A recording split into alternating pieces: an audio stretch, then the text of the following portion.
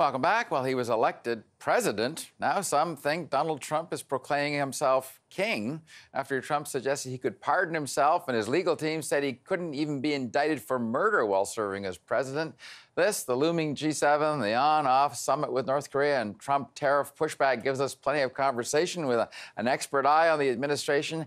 Daniel Lippman is an author and Washington reporter for Politico. All right, Daniel, help me on this thing. Why is Trump and his team, why are they proclaiming themselves above the law? Seems like an odd strategy to deal with the Mueller probe. Yeah, there was one senator on the Republican side who said that if any lawyer gave Trump that advice to say that, he needs a new lawyer.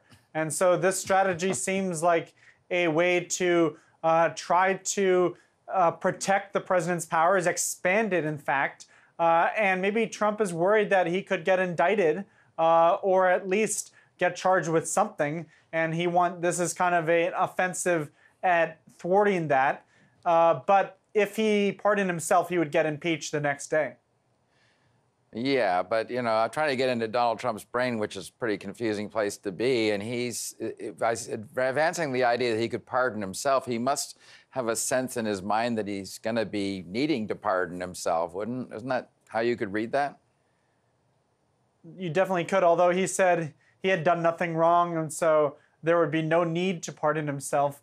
But then again, he could say, well, they found fictitious stuff against me, so I need to pardon myself because what I did was not a crime.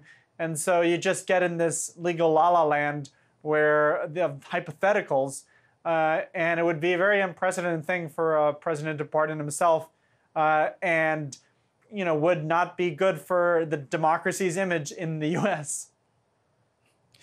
Daniel, help me on this. I don't know if it's registering at all in Washington, but is all Canada and all its yelling about the tariffs, are we the mouse that roared, or are we just absolute silence being greeted all our positions on this? Are we being heard at all? A little bit. Chrystia Freeland did CNN yesterday, but I think the Canadian and European reaction is a little muted compared to reaction from Capitol Hill, which is talking about restraining Trump's ability to do these types of tariffs and to use the national security exemption to basically not have to go through a lot of hoops to put these tariffs in place. And the concern on the Hill is more about the economic ramifications in America and not what you guys or Europe would face in terms of a hit to your economy. So, the U.S. is kind of thinking about ourselves, and Republicans and Democrats on the Hill are not happy that Trump did this. And yet, your economy down there is roaring at 110%. It's pretty hard to really fault Trump, at least on economic policy, for what's going on there. That's true, but an economy doesn't last forever in terms of how well it is going.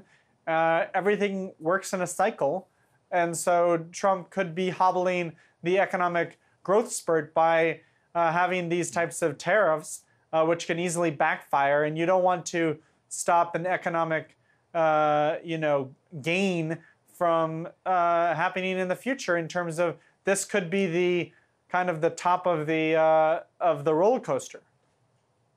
I guess, yeah, if it's rolling along this fast undercurrent trade laws and policies, why would you change something that's a winner? Yeah. But anyway, I do want to quickly get your thoughts. North Korea summit back on. I don't know if it's sucking up all the oxygen for this president. Is he going to have anything, in your view, to bring to the G7 this weekend, or does he understand he's going to be a punching bag for the other 6 countries?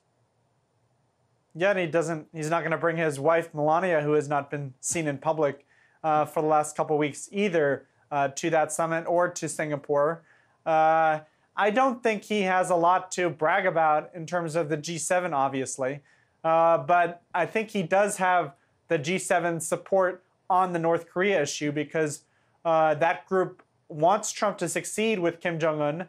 They are skeptical that he will, but they think he should at least give it a shot, although they are not as hopeful in terms of Trump's diplomatic skills.